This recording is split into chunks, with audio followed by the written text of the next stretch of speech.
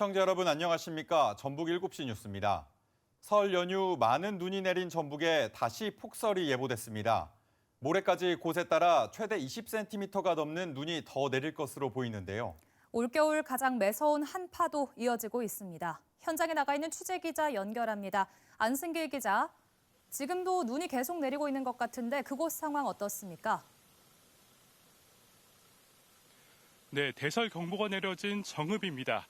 이곳은 오늘 종일 굵은 눈발이 이어졌는데요. 발길이 닿지 않은 곳엔 눈이 두껍게 쌓여 있습니다.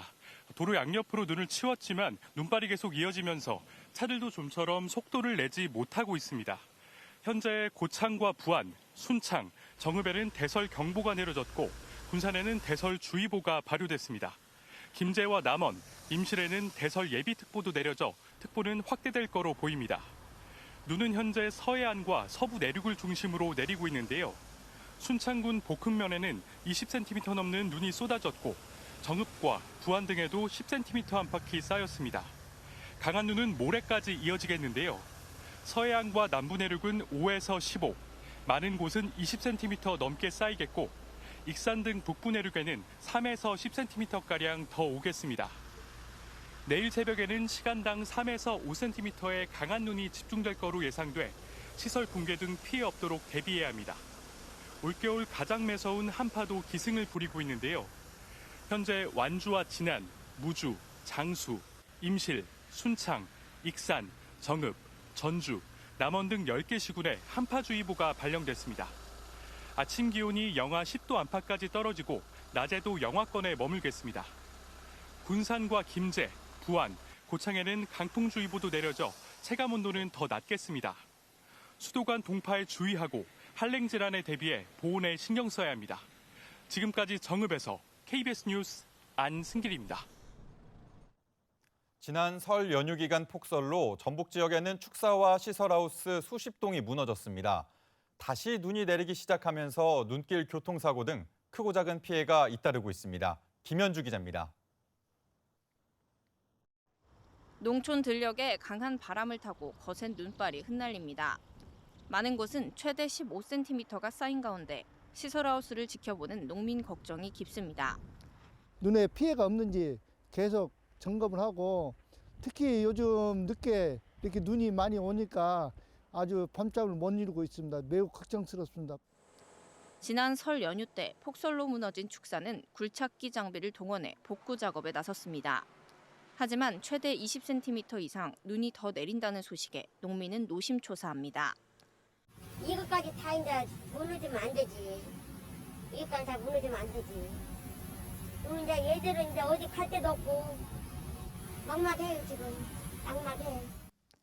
눈길 교통사고도 잇따랐습니다.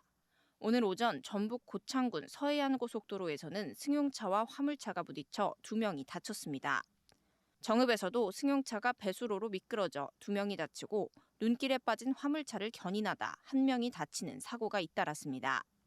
전남 화순에서는 승용차가 하천 아래로 뒤집히고 장흥에서도 승용차가 언덕 아래로 미끄러져 운전자가 갇히기도 했습니다. 또 덕유산과 지리산 등 산간도로 16개 노선이 모두 통제됐습니다.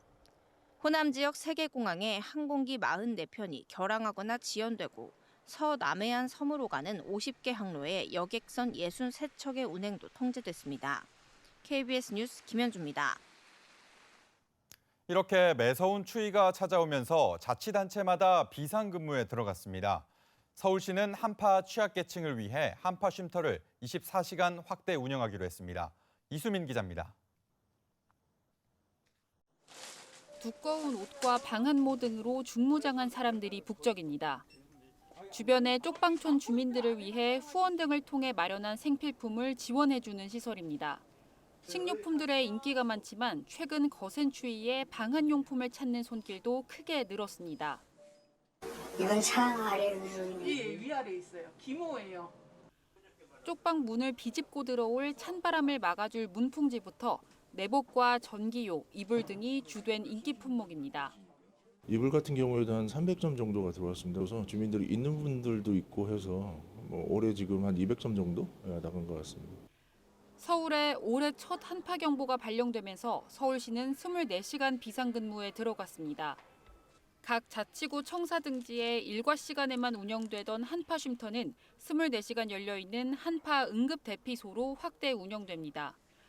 전국에 있는 한파 쉼터 5만여 곳이 한파 특보 발령 시 이런 한파 대피소로 전환 운영되는데 내부의 방한용품과 휴식시설은 한파를 피하려는 주민이라면 누구나 이용할 수 있습니다. 난방 시설을 구비하고 있고 당직 근무자들이 있어서 야간에도 안전하고 편하게 이용할 수 있던 점에 착안해서 운영을 강화하기로 하였습니다. 수도 계량기 동파 경계 단계도 발령됐습니다. 어젯밤 9시부터 오늘 오후 4시 사이 집계된 서울 수도 계량기 동파 신고 건수는 모두 14건이었습니다. 계량기 동파를 막기 위해선 외출할 때나 밤에도 수돗물을 가늘게 틀어 계량기 안에 물이 흐르게 해야 합니다. KBS 뉴스 이수민입니다. 전북 소방본부에 따르면 최근 신설한 119 구급상황관리센터의 응급 분만 지도를 통해 폭설소 구급대 도착 직전에 산모의 출산이 무사히 이뤄졌습니다. 오늘 새벽 3시 48분 순창군 인계면에서 아이를 금방 출산할 것 같다는 신고가 접수되자 구급센터는 신고자를 통해 호흡과 분만을 유도해 남자아이가 태어났습니다. 눈길 속 새벽 4시쯤 도착한 구급대는 산모와 아이를 병원으로 옮겼고 모두 건강한 상태로 파악됐습니다. 전북 지역에 강한 추위와 함께 많은 눈이 내리고 있는 가운데 전북교육청이 상황관리 전담반을 운영합니다. 전담반은 기상 상황이 안정될 때까지 주야간 비상근무를 통해 재난 상황 접수와 긴급시설 복구 지원을 맡습니다. 교육청은 또 단축 수업과 교육시설 점검, 등하굣길 안전관리 등 학생 안전을 위해 힘을 쏟기로 했습니다. 요즘 같은 한파에 농민들은 농작물 냉해와 온실 난방비도 걱정인데요. 농촌진흥청이 최근 개발한 온실용 보온 커튼이 농가 부담을 덜 수 있을지 주목됩니다. 서승신 기자입니다. 딸기 온실한 천장에 여러 겹으로 만든 커튼이 설치돼 있습니다. 농촌진흥청이 최근 개발한 에어로겔 다겹보온 커튼입니다. 에어로겔은 나노 크기의 다공성 구조를 가진 신소재로 가볍고 단열성이 뛰어난 게 특징입니다. 기존 화학솜이나 폴리에틸렌으로 만든 다겹 커튼은 습기를 흡수하면 보온력이 크게 떨어졌습니다. 또 머금은 물기가 아침에 찬 물방울로 변해 농작물에 떨어지면 식물이 스트레스를 받아 생장을 멈추는 순머지 현상까지 나타났습니다. 에어로겔 다겹보온 커튼은 이 같은 단점을 줄이면서 온실의 난방 효과를 15에서 20%까지 높이는 것으로 나타났습니다. 에어로겔은 주로 군용이라든지 항공 우주 등에서 많이 사용되고 있습니다. 말 그대로 공기층이 많습니다. 매우 가볍고 공기층이 많다 보니 그만큼 단열성이 좋고 보온력이 우수한 물질입니다. 현재까지 전국적으로 57개 농가에 시범 보급된 가운데 난방비 절감 효과는 물론 상품의 품질도 크게 높이는 것으로 조사됐습니다. 에어로겔 다겹 커튼이 온실의 과도한 습기도 막아주기 때문입니다. 저희가 밑에서부터 습이 올라오는 특성이 있었어요. 그래서 그동안 잿빛 곰팡이하고 꽃곰팡이 때문에 고생을 많이 했었는데 특수비 되다 보니 그런 부분들에 대해서 많이 효과를 보고 있습니다. 농촌진흥청은 올해 에어로겔 다겹보온 커튼을 농식품부가 지원하는 에너지 절감 시설 목록에 포함시켜 농가 지원이 가능하도록 했습니다. 또 농가들이 기존의 낡은 보온 커튼을 에어로겔 다겹보온 커튼으로 바꾸도록 홍보도 강화하기로 했습니다. KBS 뉴스 서승씨입니다. 농협 손해보험은 오는 29일까지 사과와 배, 단감 등 과수 4종류에 대한 올해 농작물 재해보험을 판매합니다. 태풍과 우박, 지진, 화재뿐 아니라 추위와 서리로 인한 동상해, 햇볕, 대임 등을 보상합니다. 농작물 재해보험은 국가가 지원하는 정책보험으로 정부와 자치단체가 보험료 가운데 일부를 부담하기 때문에 농가는 시군에 따라 최고 35% 정도를 내면 됩니다. 외관상 상품성이 떨어지는 이른바 못난이 농산물이 최근 주목받고 있습니다. 고물가 속 똑똑한 소비 문화의 하나로 자리 잡았는데요. 전북도의회가 유통 활성화를 위한 관련 조례 제정을 추진합니다. 이지현 기자입니다. 흠집이 있거나 눌려 크기나 모양이 제각각인 무, 규격품으로 못 파는 이른바 못난이 농산물입니다. 이 매장에선 매출이 해마다 늘고 있습니다. 고물가 속에 착하고 똑똑한 소비가 늘었기 때문입니다. 좀 더 합리적인 가격을 추구하고 약간 손질이 필요한다 하더라도 못난이 농산물을 소비하는 경향이 부쩍 늘었습니다. 국내 못난이 농산물 발생률은 당근과 무 같은 8대 채소의 경우 14.6%, 배와 복숭아 등 과일은 19.7%에 달합니다. 한 해 폐기 비용만 6천억 원, 농가 손실액은 2조에서 5조 원 사이로 추정됩니다. 전북에서도 한 해 10만 톤의 못난이 채소와 과일이 발생하는 것으로 추정되는데 금액으론 2,818억 원입니다. 팔지 못해 폐기되면 폐수와 메탄가스, 이산화탄소 발생으로 환경오염을 일으키기도 합니다. 전북도의회가 이런 낭비와 부작용을 줄이기 위해 못난이 농산물 유통 활성화 지원 조례를 추진합니다. 전자상거래 플랫폼을 구축하고 운영하고 그다음에 입점 지원하고 그다음에 관련 교육하는 사업들 지원하고 또 포장재 개발과 제작, 운송, 안전성 검사 등도 지원할 방침입니다. 전북도 역시 안정적인 유통을 위해 못난이 농산물 품목과 생산량 등을 조사하고 물량 확보와 적정 가격 결정 등에 참여할 기획입니다. 농가 소득 증대와 소비자 부담 경감, 환경 오염 예방까지 못난이 농산물의 일석삼조 효과가 주목됩니다. KBS 뉴스 이재현입니다. 국회에서는 내란 혐의 국정조사 특위 2차 청문회가 열리고 있습니다. 야당은 노상원 전 정보사령관이 민간인 신분인데도 계엄 전날 비화폰을 받았다는 의혹을 제기했고, 여당은 계엄 불법성을 증언한 곽종근 전 특정사령관이 야당에 회유된 게 아니냐고 추궁했습니다. 김청윤 기자입니다. 내란 혐의 진상규명을 위한 국정조사 특위 2차 청문회. 야당은 노상원 전 정보사령관 비화폰 지급 의혹을 집중 제기했습니다. 김성훈 경호차장이 민간인 신분인 노 전 사령관에게 비화폰을 제공했다며 사전에 비상계엄을 알고 공모한 게 아니냐고 따졌습니다. 본부장한테 지시를 냈습니다. 불출대장을 삭제하라고. 근데 불출대장을 삭제하면 안 되는 겁니다.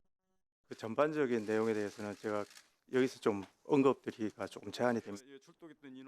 여당은 곽종근 전 특수전 사령관이 야당 의원과 인터뷰 당시 발언을 문제 삼았습니다. 김용현 전 장관의 요원을 끌어내라는 발언을 야당 의원의 회의로 국회의원을 끌어내라는 발언으로 호도한 게 아니냐고 추궁했습니다. 결국은 김병지 의원이 본회의장에 있는 국회의원들을 밖으로 끌어내라라고 하는데 동의를 합니다. 맞죠? 최초에 한 말하고 바로 몇 초 사이에 지금 바뀌는 겁니다. 대통령과 전 김용현 전 장관이 국회의원을 끌어내라는 이 두 가지 사실도 맞습니다. 이완규 법제처장은 최상목 권한대행의 마흔혁 헌법재판관 후보자 임명 보류에 대해 정당한 권한 행사라면서 여야 합의를 요청한 건 헌재의 정치적 중립성을 위한 조치라고 말했습니다. 청문회에 증인으로 출석한 무속인 비단아 씨 이선진 씨는 계엄 사태 전 노상원 전 정보사령관이 자신을 찾아와 김용현 전 장관과 군 관계자들의 사주와 점을 자주 봤다고 증언했습니다. 특위는 1차 청문회에 이어 오늘도 불출석한 윤 대통령과 김용현 전 국방장관 등 4명의 야당 주도로 동행 명령장을 발부했습니다. KBS 뉴스 김청윤입니다. 정부와 여야가 다음 주 초 한자리에 모여 반도체 특별법과 추경 편성 등 민생 현안을 집중적으로 논의하기로 했습니다. 여야가 반도체 특별법의 2월 임시국회 처리에 공감한 가운데 주 52시간제 예외 적용에 접점을 찾을 수 있을지 주목됩니다. 이혜진 기자입니다. 민주당의 반도체 특별법 토론회 이틀날 열린 당정회의. 정부와 국민의힘은 반도체 산업 경쟁력 강화를 위해 주 52시간제 특례 도입이 시급하다고 호소했습니다. 분초를 다투는 기술 경쟁에서 우위를 선점하기 위해서 연구 개발 인력이 시간의 제약에서 벗어나서 유연하게 일할 수 있습니다. 이재명 대표 토론회는 결론 없이 맹탕이었다며 반도체법에 대한 명확한 입장을 요구했습니다. 이재명 대표가 조금이라도 진정성이 있다면 반드시 2월 중에 반도체법을 처리해야 합니다. 민주당은 반도체 산업 지원 필요성을 강조하며 2월 국회 처리를 위해 여당이 협조하라고 촉구했습니다. 국정협의체를 본격 가동하자고 국민의힘에 제안한 상황입니다. 국민의힘은 어깃장 놓지 말고 초당적 협력에 나서길 촉구합니다. 다만 쟁점인 노동시간 제외는 산업계와 노동계 이견을 당장 절충하기 어렵다는 입장입니다. 반도체 특별법은 노동시간 적용 제외 논쟁으로 진전이 없습니다. 뜨거운 쟁점은 조금 더 시간을 갖고 논의하되 일단 정부와 여야 대표는 이르면 다음 주 월요일 사자회담을 열고 민생 법안을 집중 논의하기로 했습니다. 여야가 이견을 보이는 추경과 반도체 특별법을 포함해 에너지 3법과 연금 개혁 등이 의제에 오를 것으로 보입니다. KBS 뉴스 이혜진입니다. 이른바 울산시장 선거 개입 의혹 사건으로 기소된 민주당 한병도 의원이 서울고법에서 열린 2심에서도 무죄를 선고받았습니다. 검찰은 2018년 지방선거를 앞두고 송철호 전 시장의 당선을 위해 경선 상대였던 임동호 전 민주당 최고위원의 출마 포기를 회유했다는 혐의로 당시 청와대 정무수석이던 한 의원을 기소했지만 법원 판단은 달랐습니다. 한편 이 사건으로 1심에서 징역형을 받은 조국혁신당 황운하 의원과 송 전 시장, 집행유예를 받은 백원우 전 민정비서관 등도 항소심에서 무죄를 선고받았습니다. 전북도의회 예산결산특별위원회가 정부와 전북도를 상대로 신속한 추가 경정 예산 편성을 촉구했습니다. 전북도의회는 정부 추경이 늦어지면 중앙재정 의존도가 높은 전북의 경우 경제 회복이 늦어진다며 민생 안정과 지방재정 확충을 위한 추가 재원 마련이 절실하다고 강조했습니다. 또 전북도가 자체적인 재정 대응 방안을 준비할 것을 요구하고 추경 편성 여부를 지속적으로 살필 방침이라고 밝혔습니다. 지난해 불거진 우리은행의 부당대출 사건 조사 결과가 나왔습니다. 손태승 전 회장뿐 아니라 임직원이 20명 넘게 연루됐고 부당대출 규모도 2,300억 원대였습니다. 이수연 기자의 보도입니다. 금융감독원은 오늘 금융지주사와 은행 등에 대한 검사 결과를 발표했습니다. 우리, 국민, 농협은행 등 주요 은행의 부당대출이 다수 적발됐습니다. 최고 경영자까지 개입된 우리은행의 부당대출이 가장 대규모였습니다. 금감원은 손태승 전 우리금융지주 회장의 친인척 관련 부당대출 380억 원을 추가로 적발했습니다. 이미 적발된 것까지 합치면 손 전 회장과 관련된 부당대출은 730억 원대로 늘었습니다. 우리은행은 최고 경영자의 친인척 관련 대출을 하면서 부도수표를 이미 거래된 중도금으로 인정하거나 허위 계약서의 진위 확인을 소홀히 한 것으로 파악됐습니다. 다른 고위 임직원들이 관여한 별도의 부당대출도 1,600억 원어치 들통났습니다. 금감원은 우리은행 본부장과 지점장급 27명이 100여 차례에 걸쳐 진행한 부당대출을 파악했다고 밝혔습니다. 국민은행의 부당대출 890억여 원과 농협은행의 부당대출 640억여 원도 함께 적발됐습니다. 일부 임직원은 허위 매매 계약서 등을 눈감아주고 부당대출을 해준 뒤 대가로 금품이나 향응을 받기도 했습니다. 이복형 금감원장은 지주회사 등의 잘못된 문화를 문제의 뿌리로 지적했습니다. 지주회장 중심의 의사결정 체계가 공고하고 상명하복의 수능적 조직 문화가 만연하여 내부 통제 등 견제 장치가 제대로 작동하기 어려웠고 금감원은 거액 부당대출 관련 범죄 혐의는 수사당국에 통보했고 현 경영진에 대한 인사조처도 검토하고 있다고 밝혔습니다. KBS 뉴스 이수연입니다.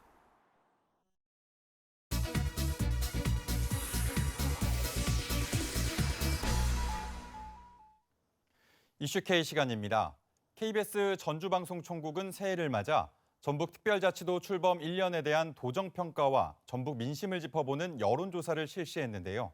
설 명절 전 그 결과를 전해드렸죠. 오늘은 한국리서치 김춘석 여론조사 부문장과 여론조사 결과 분석해보겠습니다. 어서 오세요. 네, 안녕하세요. 한국리서치 김춘석입니다. 네. 취임 2년 6개월을 맞은 이번 조사에서 김관영 전북도지사의 도정 운영에 대해 긍정평가가 55% 나왔습니다. 네. 지난해 취임 2년 때 실시했던 여론조사와 비교하면 잘한다는 응답이 소폭 늘었는데 이게 통계적으로 부정평가가 늘었다 이렇게 해석할 수 있는 겁니까? 지난 6월 조사에 57%였으니까 2% 차이죠. 좀 줄었다 할 수는 있겠지만 네. 이번 조사가 전북 도민 1,000명을 대상으로 조사를 했어요. 그러면 표본 오차가 3%이거든요. 네네. 그러면 이 차이는 오차 범위 내. 그럼 통계적으로는 차이가 없다 그렇게 해석을 해야 됩니다. 그건 즉 변화가 없는 것이다 그렇게 보는 게 낫겠습니다. 네, 도지사 도정 운영에 대한 평가는 크게 변화가 없었는데 네. 이 전북특별자치도 출범 1주년에 대한 기대를 지난 여론조사와 비교하면 부정 전망은 줄고 좋아질 거라는 응답이 상승했습니다. 이건 어떻게 보십니까? 예, 변화폭이 상당히 크던데요. 그러니까 지난 6월에 비해서 전보다 좋아질 것이라는 응답이 14%포인트나 올랐고요. 네. 그다음에 전과 비슷하거나 나빠질 것이라는 응답은 17%포인트 떨어졌어요. 네. 다만 이번 조사 결과는 전북특별자치도가 그 특례를 잘 추진을 하면 그러면 어쩔 것이냐라는 그런 질문이었거든요. 그러니까 이 조사 결과 자체가 전북특별자치도에 대한 신뢰성이 직접적으로 연결된다기보다는 기대를 좀 해볼 만하다. 이제는 특별자치도 그 특례에 대한 인지도가 좀 높아졌기 때문에 그게 잘 추진된다면 좋아질 거는 같네. 근데 이전 그 기대감이 좀 높아졌다고 볼 수 있겠고요. 그거는 한편으로는 전북특별자치도가 그만큼 잘 추진해야 되는 그런 부담감도 커졌다. 그렇게도 해석해 볼 수 있겠습니다. 네. 그 전북의 시급한 현안에 대한 응답을 보면 어떤 부분에 대한 기대인지 엿볼 수 있을 것 같은데요. 보면 이제 기업 유치를 가장 많이 꼽았는데 경제 성장에 대한 요구가 크다. 뭐 이렇게 볼 수 있는 거겠죠? 그러겠죠. 보니까 이것도 지금 기업 유치 응답이 25%로 다른 한 8개 현안하고 이제 비교했는데 가장 높았고요. 네. 또 그 7개월 전하고 비교해 보니까 상승률도 5%로 상승해서 제일 높았어요. 네. 그만큼 경제 활성화에 대한 기대감이 크다고는 이제 볼 수 있겠는데 이걸 좀 더 한 단계 더 들어가서 해석을 해본다면 결국 응답자들은 내 문제에 대한 응답이거든요. 네. 그 기업에 대한 일반적인 경제 활성화 보다도 일자리 문제. 사실은 지금 일자리 문제가 뭐 가장 큰 그 민생 문제 아니겠습니까? 네. 수도권에서도 그 좋은 일자리 만들기 어려운 그런 상황에서 정말 일자리와 관련된 그런 정책이 잘 추진되기를 기대하는 그런 염원이 담긴 그런 결과라 그렇게 해보겠습니다. 네. 이 윤 대통령 탄핵에 대한 응답도 짚어보겠습니다. 그 탄핵안 의결에 대해서 잘했다는 도민 의견이 매우 높게 나타났는데 네. 특이한 점은 이제 보수 성향의 응답자 가운데서도 탄핵안 인용에 찬성하는 의견이 47%, 그리고 반대한다는 응답이 48%로 나와 오차범위 아닙니다. 이건 어떻게 해석할 수 있겠습니까? 그 우리나라 전체 그 보수층에서는 탄핵에 반대한다는 응답이 한 70%가 넘어요. 네. 그런데 이제 전북의 보수층에서는 탄핵 반대한다는 응답이 과반 미만이에요. 그만큼 낮은 거죠. 요거는 이제 전북의 특성상 보수라 하더라도 강성 보수 또는 극우 보수 네. 이게 이제 전국보다는 좀 적다 이렇게 봐야 될 것 같고요. 한편으로는 또 그 이번에 보수라는 응답이 전체 15%더라고요. 그러면 이 보수가 전체 그 여론에 미치는 영향은 전북뿐만 아니라 전국에도 상당히 적다 그렇게 봐야 될 것 같습니다. 네.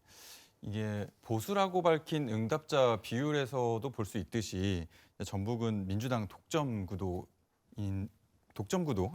그렇죠. 그런데 이제 민주당 독점 구도에 변화가 필요하다는 응답이 67%로 나왔고 특히 이제 30대, 50대 그리고 60대에서 변화 요구가 컸습니다.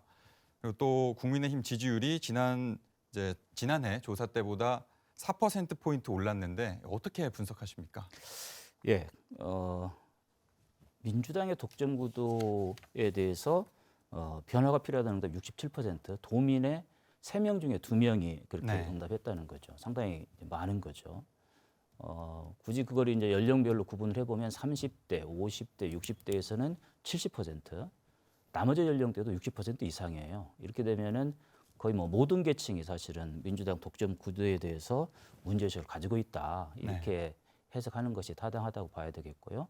민주당 입장에서는 이걸 좀 무겁게 받아들일 필요가 있겠죠.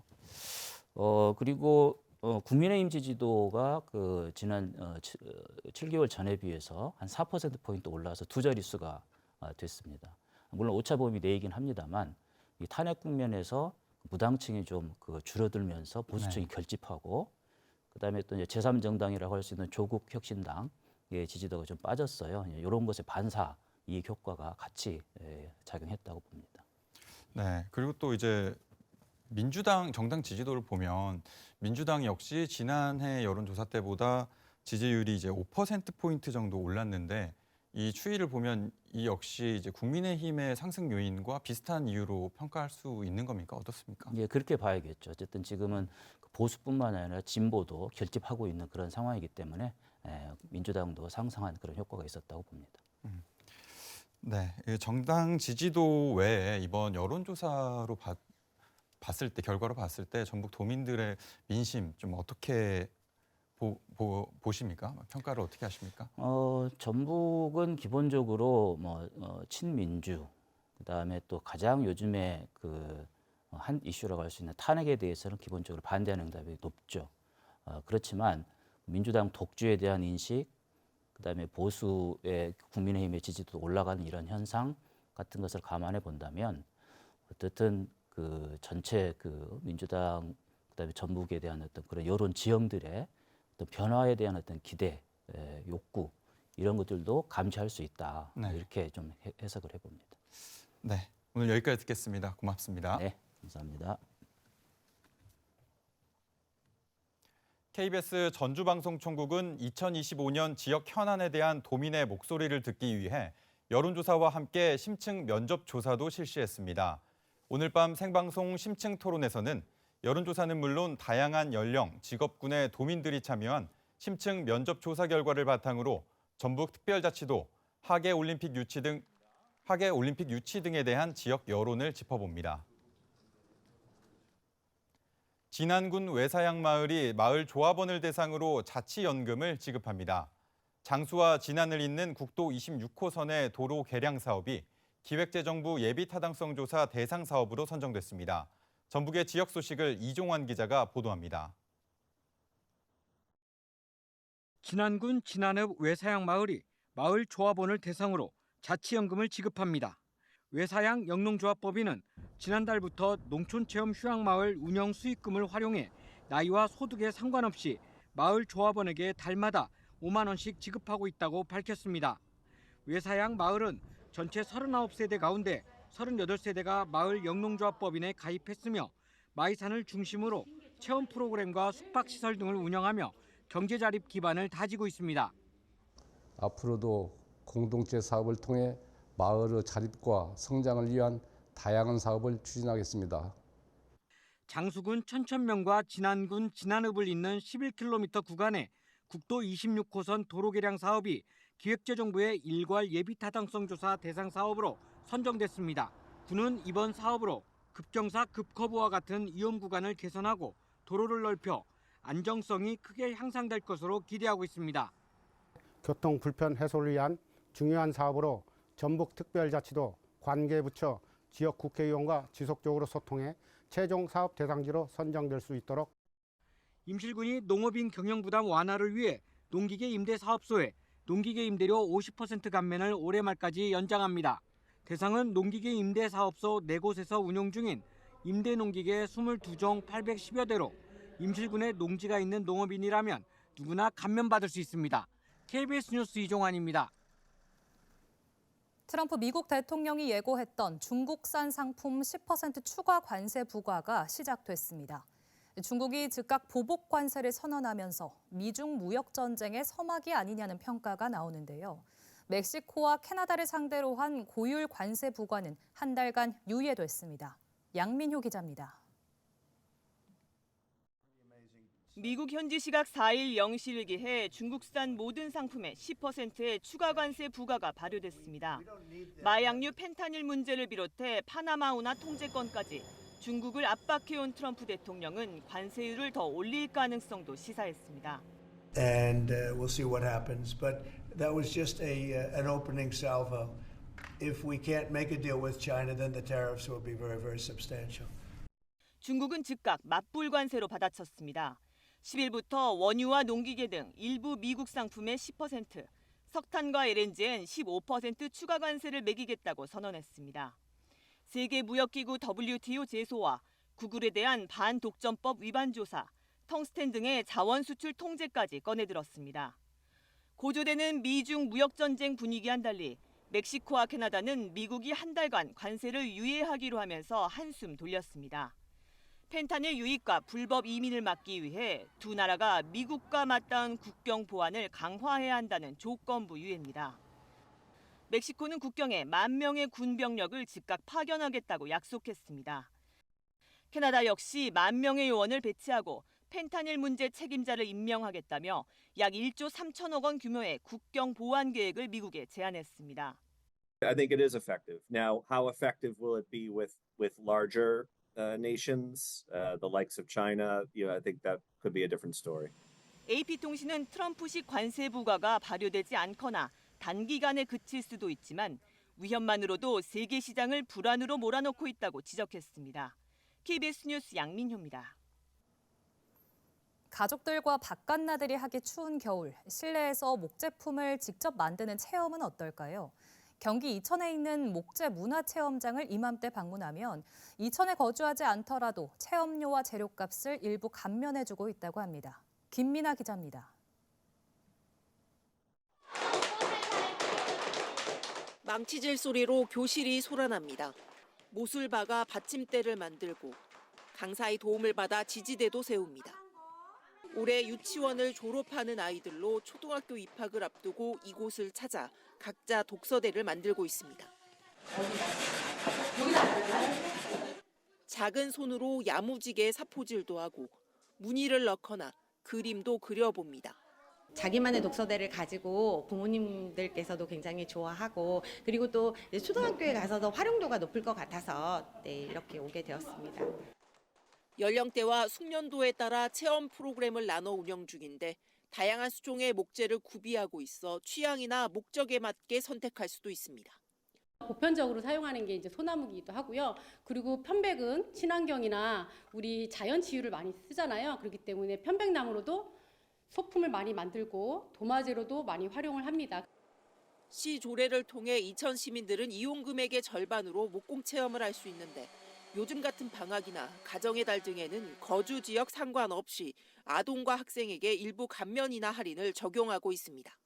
외지의 분들에게도 목재를 체험할 수 있는 그런 체험 기회를 드리기 위해서 선물로 특별히 나무 인형을 선물로 드리고 있고 재료비와 체험비 모두를 50% 할인해 드리고 있습니다.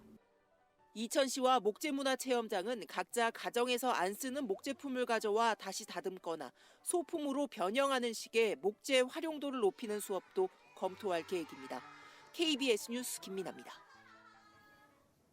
문재인 정부 당시 청와대가 울산시장 선거에 개입했다는 의혹으로 재판을 받아온 송철호 전 울산시장과 황운하 조국혁신당 의원이 항소심에서 무죄를 선고받았습니다. 하명 수사 혐의를 유죄로 봤던 1심 판결을 뒤집은 겁니다. 신현욱 기자입니다. 문재인 정부 시절 청와대의 울산시장 선거 개입 의혹으로 기소된 황운하 조국혁신당 의원과 송철호 전 울산시장이 무죄를 선고받았습니다. 서울 고등법원은 황 의원과 송 전 시장에게 각각 징역 3년을 선고한 원심을 깨고 무죄를 선고했습니다. 항소심 재판부는 공소사실이 유죄란 의심이 든다는 것은 사실이라면서도 합리적 의심의 여지 없이 증명되지 않았다고 설명했습니다. 이들과 공모한 혐의를 받는 백원호 전 청와대 민정비서관과 박형철 전 반부패 비서관에게도 무죄가 선고됐습니다. 선고 이후 송 전 시장은 어둠 속에서 진실의 승리를 보여준 재판부에 감사드린다고 말했고 황 의원은 검찰의 부당한 수사와 기소로 인한 피해는 더 이상 있어서는 안 된다고 말했습니다.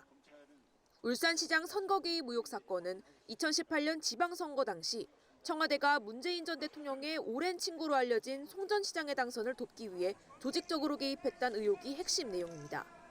송 전 시장은 2017년 9월 당시 울산경찰청장이던 황 의원에게 김기현 당시 울산시장 관련 수사를 청탁한 혐의를 받습니다.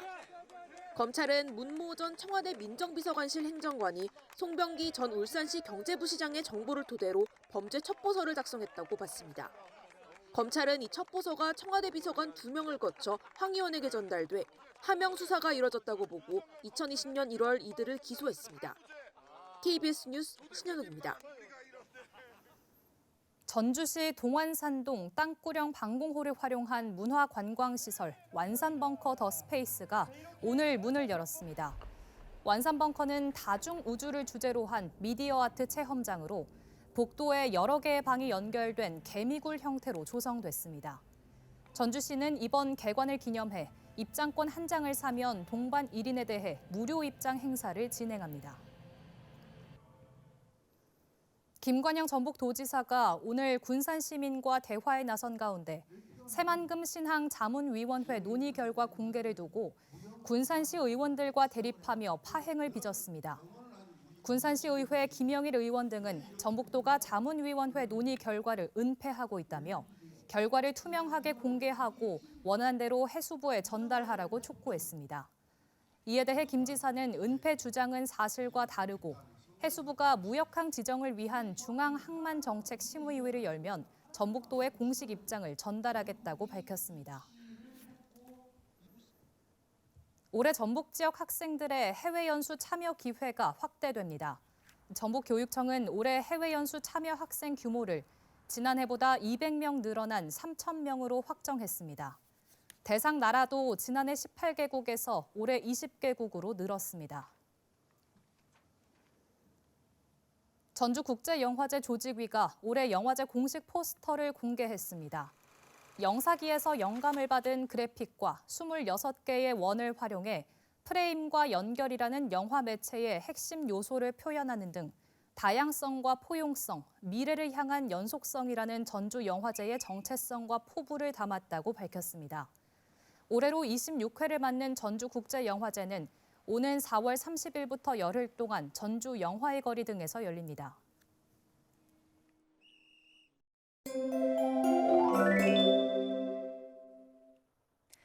전북 서남부 지역에 대설경보가 발효 중인 가운데 서해상에서 눈구름대가 계속 유입되고 있습니다. 새벽 사이 눈발이 더 강해지면서 김제와 임실, 남원 등지로 특보가 더 확대되겠고요. 모레 아침까지 곳곳에 3에서 15cm가량, 특히 서남부 지역에는 최대 20cm 이상의 눈이 쌓이겠습니다. 계속해서 추위 대비도 잘 해야겠습니다. 전주를 비롯한 전북 10개 시군에 이틀째 한파특보가 유지 중인데요. 내일 전주의 아침 기온이 영하 8도까지 떨어지겠고 낮 기온도 영하 3도에 그치겠습니다. 한파는 주 후반까지 길게 이어지겠습니다. 서해안 지역에선 강풍에 시설물 피해 없도록 주의해야겠습니다. 김제 아침 기온 영하 9도, 부안 영하 8도까지 내려가겠고요. 한낮 기온은 영하 4도 안팎에 머물겠습니다. 동북권은 아침에 영하 10도 아래로 떨어져 매우 춥겠습니다. 한낮에 진안과 장수가 영하 5도를 보이겠습니다. 해상에선 강풍이 불고 최고 4m의 높은 물결이 일겠습니다. 주 후반까지 강추위 속에 눈 소식이 잦겠습니다. 날씨였습니다. 입춘이 지났지만 봄 기운은커녕 올겨울 들어 가장 강력한 추위가 이어지고 있습니다. 당분간 강추위가 계속되고 많은 눈까지 예보됐습니다. 시설물 피해와 건강 관리에도 더욱 신경 쓰시길 바랍니다. 뉴스를 마칩니다. 시청해주신 여러분 고맙습니다.